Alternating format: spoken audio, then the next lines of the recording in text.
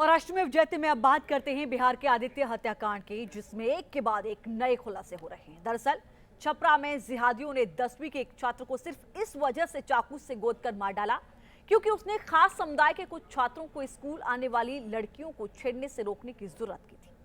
कैसे आदित्य हत्याकांड के तार चेन्नई तक जुड़े हुए हैं और चेन्नई में रची गई साजिश को छपरा में जिहादियों ने कैसे अंजाम दिया, देखिए रिपोर्ट।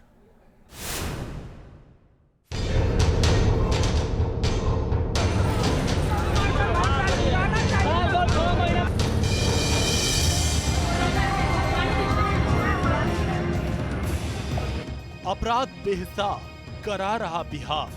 हम सरकार से मांग करता नहीं कि हमारा लड़का के जान गोल बातेंगो इंसाफ मांगता नहीं। पहले लगाया खेला होबे का स्टेटस, फिर आदित्य को चाकुओं से गोद डाला। चेन्नई में है, वो पोस्ट कर रहा है कि आज जलालपुर में खेल होगा, तो इसका मतलब कि वो जानता है कि आज जलालपुर में खेल होगा और आधे घंटे के बाद खेल हो गया। छेड़खानी का विरोध किया तो छात्र की दिन दहाड़े हत्या कर दी। बोर्ड पिछल गया, हमारा बच्चा गिर गया छरपटा के, वो लोग छुरा खाने लगा, कोई हमारा बच्चा को नहीं बचाया। सारण में शिक्षा के मंदिर में छात्र की हत्या से सनसनी।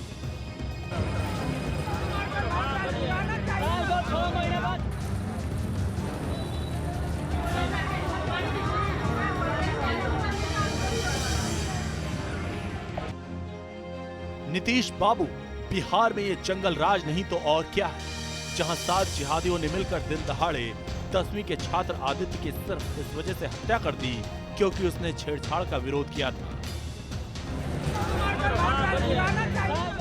नीतीश बाबू, ये जंगल राज नहीं तो और क्या है, जहां चेन्नई में बैठे जिहादियों के आकाव ने सोशल मीडिया पर खेला होने का स्टेटस लगाया और उसके ठीक आधे घंटे बाद एक छात्र को दौड़ा दौड़ा कर स्कूल परिसर में ही मार डाला। जिहादियों ने छात्र पर चाकुओं से तब तक वार किया जब तक कि उसकी जान न निकल जाए।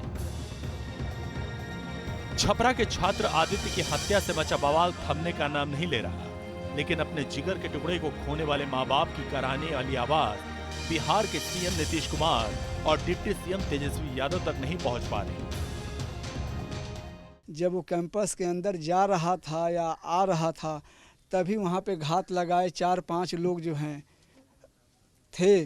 उन्होंने पहला बार मेरे बच्चे के पेट में जैसे ही किया, वो सड़क की तरफ भागा, रोड की तरफ भागा, लेकिन पैर फिसल जाने की वजह से वो गिर पड़ा।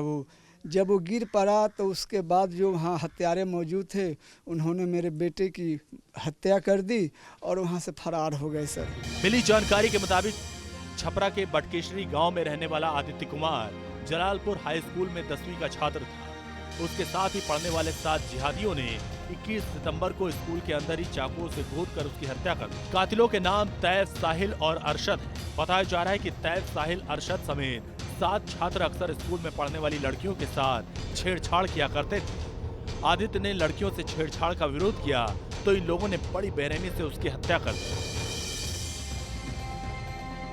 स्कूल के अंदर हुई आदित्य की हत्या से इलाके के लोगों ने आक्रोश दिखाते हुए हाईवे जाम कर प्रदर्शन किया। भटकेशरी बाजार के दुकानदारों ने दुकान बंद करके हत्यारों को जल्द से जल्द गिरफ्तारी करने की मांग की। हम पहुंचे हैं जलालपुर गांव में और देखिए आज बाजार पूरी तरह से बंद है। पूरा इलाका छावनी में तब्दील है। यहाँ पर जितने पुलिस के पदाधिकारी हैं, जितने जवान हैं, वो यहाँ पर मौजूद हैं। टीयर गैस के साथ यहाँ पर सड़क को जाम भी किया गया, फिर उसे खुलवाया गया। और ये जो पूरी अव्यवस्था दिख रही है, दरअसल ये जब से ये घटना घटी है उसके बाद से व्यवस्था है। आदित्य के परिवार वालों के मुताबिक हत्या करने वाले सभी छात्र एक विशेष समुदाय से हैं और ये हत्या पूरी साजिश के तहत की गई। आदित्य के परिजनों ने भटकेशरी गांव के ही रहने वाले शाहिद, अरशद, अब्बास, मोहम्मद गुड्डू समेत 7 लोगों पर आदित्य की हत्या का इल्जाम लगाते हुए नामजद FIR लिखवाई। वहीं इस हत्याकांड का चेन्नई कनेक्शन भी निकलकर सामने आया। परिजनों का आरोप है कि इस हत्याकांड की साजिश चेन्नई में रची गई, जहां से पहले एक सोशल मीडिया पोस्ट पर लिखा गया कि आज जलालपुर में खेला होगा और फिर इसके इशारे पर शाहिद, अरशद नाम के 7 जिहादियों ने आधे घंटे में हत्या के वारदात को अंजाम दे दिया।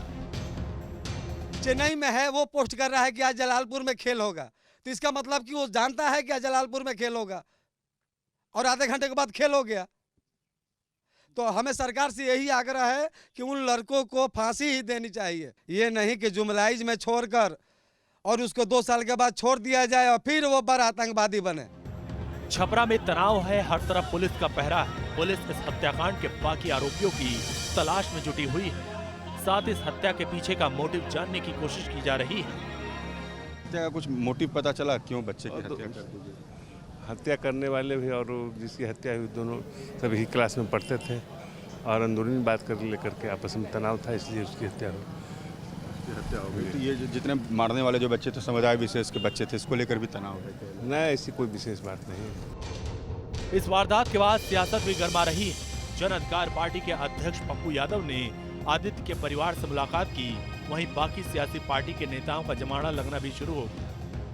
आदित्य हत्याकांड का मामला तूल पकड़ता जा रहा है, लेकिन सुशासन बाबू तो अपनी सियासी रोटी सेकने में मस्त हैं और सवाल उठ रहे हैं कि क्या बिहार में बेटियों को छेड़छाड़ से बचाने वालों को अपराधी मार डालेंगे। सारण से रजनीश सिन्हा के साथ टीम न्यूज़ नेशन। जिहादियों ने 5 दिन पहले आदित्य को चाकुओं से गोदकर मार डाला था, लेकिन अब भी सारे आरोपी पकड़े नहीं गए, जिससे लोगों का गुस्सा और ज्यादा भड़का हुआ है। ऐसे में न्यूज़ नेशन संवाददाता रजनीश सिन्हा ने उस स्कूल में जाकर पड़ताल की जहां आदित्य पढ़ता था और उसे दौड़ा दौड़ा कर मारा गया था।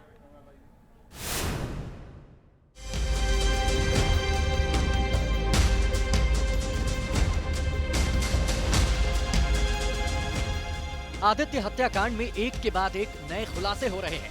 बताया जा रहा है कि आरोपी छात्रों ने वारदात के एक दिन पहले पिस्टल लहराते हुए और तलवार से केक काटते हुए वीडियो वायरल किया था और स्टेटस में लिखा कि कल जलालपुर में खेल हुई और अगले ही दिन आदित्य की बेरहमी से हत्या कर दी गई, वो भी सैकड़ों लोगों के सामने और सिर्फ 300 मीटर की दूरी पर पुलिस प्रशासन के होने के बावजूद। प्रशासन के वहाँ 300 मीटर की दूरी पर रहते हुए और दिन दहाड़े जहाँ 10,000 की पब्लिक हमेशा वहाँ गुजरती है और उसी के बीच में स्कूल कंपाउंड में उसको दौड़ा दौड़ा के मार दिया जाता है और जो स्कूल के महाप्रबंधक है वो ताला वाला मार कर और भाग जाते हैं। आदित्य की हत्या के बाद से पूरे जिले में तनाव है। लोगों का गुस्सा शांत होने का नाम नहीं ले रहा है, लेकिन हत्याकांड के 5 दिन बाद भी बिहार के सीएम नीतीश कुमार और डिप्टी सीएम तेजस्वी यादव ने पीड़ित परिवार की सुध लेने तक की जहमत नहीं उठाई और चौधरी देवीलाल की जयंती मनाने के लिए हरियाणा पहुंच गए। अब जिस प्रदेश का सीएम और डिप्टी सीएम ही ऐसा हो, वहाँ अपराधी तो बेखौफ घूमेंगे ही। वीडियो वायरल होने के बाद भी प्रशासन एकदम गूंगी बहरी बनी रही, कोई संज्ञान नहीं ली।